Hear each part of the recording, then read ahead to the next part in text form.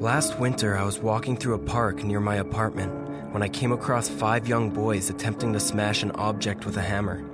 Granted, Chicago children are probably more violent than most, but I'm not used to seeing such things in my particular neighborhood.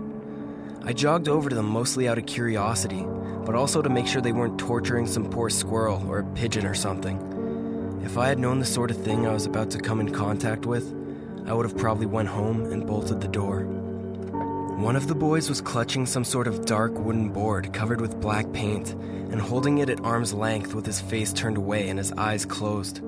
A second boy, I remember one of his friends calling him either Peter or Paul, was aggressively prying the hammer out of the hands of the boy who had been swinging it at the wooden board moments earlier while the other 2 kids watched without saying a word.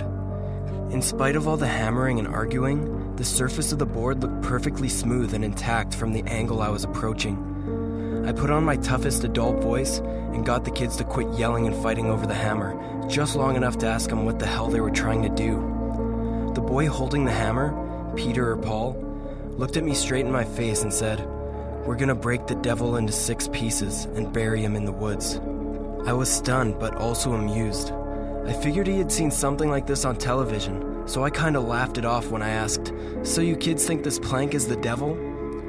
Peter or Paul was clearly not pleased by the question and said something along the lines of, "Are you stupid or what? The thing ain't a plank." As I took my first look at the wooden board up close, I was surprised to see that the entire surface had not been painted with black paint as I had first thought. It was actually hand-painted to the point it was nearly covered with a language I wasn't familiar with. It looked vaguely Asian or Middle Eastern. It was entirely alien to me aside from the upper left and right corners, which displayed very detailed paintings of the sun and moon. In the center of both the sun and moon were unnerving faces with blank expressions. As I thought about this last detail, it became clear to me that this board was some sort of antique handmade Ouija board. Peter or Paul explained to me that his grandfather owned an antique store and was on his deathbed. He had requested that the boy's mother take this board from his store safe and break it into 6 pieces and dispose of it immediately, burying each piece in the woods not less than a mile apart from each other. He would not say why this had to be done, but continuously referred to the board as the wooden devil. When the boy's mother had refused, thinking it ludicrous as any rational person would, the grandfather had enlisted the boy and his friends, given them the store key and told them the safe combination. I remember the kid telling me he was disappointed. He had always thought the safe held his grandfather's stash of ancient pirate treasure. Upon grabbing the wooden board from the safe, however, the boys had run into 2 problems. Firstly, the board was hard as stone, and the best way to break the thing was turning into a point of argument now that the hammer had failed. The second issue was that the woods in Chicago are scarce, and woods large enough for burying things miles apart from each other are even scarcer. Realizing it was most likely not the best idea to get in the way of a group of kids' family issues when a hammer and wooden slab were involved, I figured my best option was to break the thing myself to make sure the kids didn't hurt themselves, then be on my way. This proved to be extremely difficult. I remember thinking that the board had to be reinforced with a steel plate or something.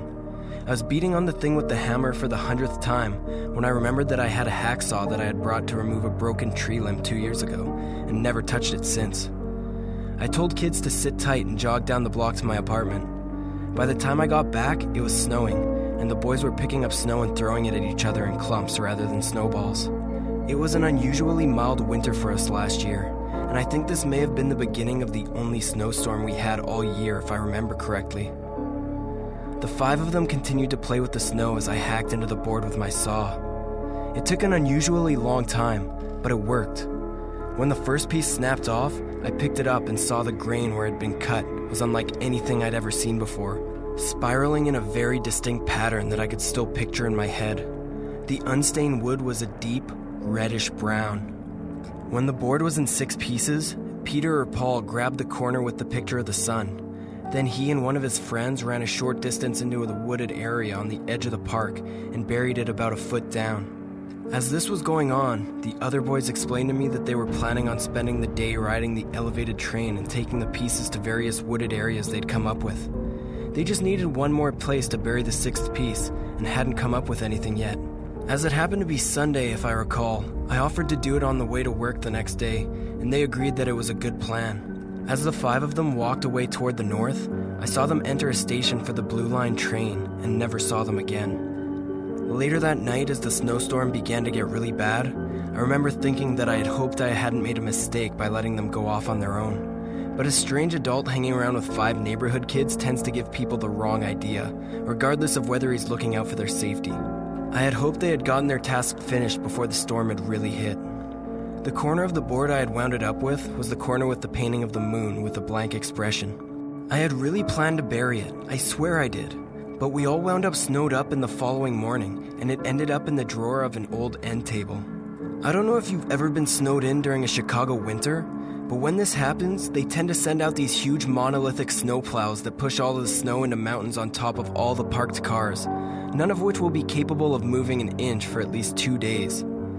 The day was rather uneventful, but as nightfall approached, I was taken by the eerie notion that someone was watching me through my living room window. I kept glancing toward it, expecting to see someone peering in at me, despite the fact that I live on the 3rd floor and my living room window faces the street. After a while, I shook off the notion, and I believe I went to sleep around 11. Around 1 a.m., I was woken by what sounded like a mechanical device humming loudly and assumed it to be my heater, possibly being overworked due to the snowstorm. I stood up and put my ear next to the vent, but the sound wasn't coming from there. I walked into the living room to check the settings on my thermostat, and immediately every hair on my body stood at full attention. The sound was coming from the direction of my living room window, and as I turned to look, I caught the ghastly image of a solid white face with a wide mouth and dark eye sockets on the other side of the glass. I quickly turned on a light and the face disappeared. The mechanical droning noise seemed to recede. The white face in the window, the noise, had it all been my imagination, I wondered? When I was younger, I once had an episode of sleep paralysis where I witnessed a tree devouring my neighbor's dog through a bedroom window. But when I came out of it, the tree was back to normal and the dog was perfectly fine. Had this been something similar? Nevertheless, I had hardly slept the rest of the night. I kept thinking I was hearing that deep mechanical drone somewhere in the distance. By the next night, I had regained my wits and fell asleep in my bed sometime around midnight. I awoke once again, terrified, to the sound of that same mechanical drone as the previous night, but this time, much louder. As I sat up in bed, I saw the ghastly white face with sunken eyes on the other side of the window near the foot of my bed, no more than 3 feet away from where I lay sleeping. It had no neck, arms, torso, nothing. It just seemed to float there above the streetlights below, emanating that horrible humming sound. I instinctively grabbed the drapes and pulled them closed, but the sound continued. Remembering what happened the night before, I ran to the lights and flipped the switch. The noise slowly faded, but I was too afraid to open the drapes for the rest of the night. The next morning, I was still unable to get to work due to my car being frozen beneath a 7-foot pileup of ice, but I absolutely had to get out of that apartment. I thought that if the face was going to come back, I would have to be ready for it somehow. I went to a sporting goods store in the neighborhood and purchased a box of ammo for the .22 range pistol I hadn't used in years. It wasn't much, but it was better than nothing. I also bought some caffeine tablets and a bag of coffee. Before nightfall, I set up camp in my living room with a pistol and a coffee pot, took one of the caffeine tablets, and rigged up a portable radio recorder that I sometimes use for work. I don't own a camera, and my cell phone's video function had not been working for months, so the best I could do was attempt to snap some photos in the dark with the cell phone if the face reappeared again. It showed itself around 3 in the morning. I was beginning to crash from all the caffeine when I began to hear the droning sound approaching from the distance. I readied my gun in one hand and my cell phone in the other, but the face didn't appear in the window. I began to wonder if perhaps the face was outside my bedroom window, and as I snuck through the dark towards the door, the sound seemed to get louder. However, as I entered the room, the door slammed and locked behind me, and I heard glass shattering in the living room. Suddenly, the apartment was filling with the noises of things being smashed, thrown, and torn to pieces. The droning noise was deafeningly loud, and I covered one ear and turned my head away as I clawed at the doorknob with my other hand, but it simply would not open.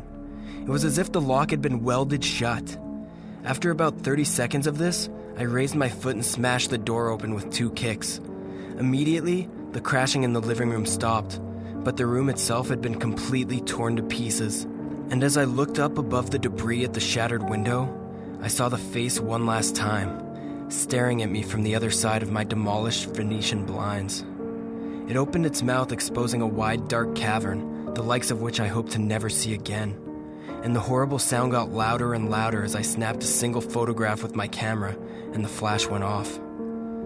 Then in an instant, the face was gone. All I have to prove my story is a single blurry photograph and the audio taken from my portable recorder in those last few minutes. But the thing about it that disturbed me the most is the corner of the wooden board with the painting of the moon was sitting atop the debris in the exact center of the room, and the face had been altered so that the expression was identical to what I had just seen in the window pane with the wide, gaping, cavernous mouth. I buried it in the woods the following morning.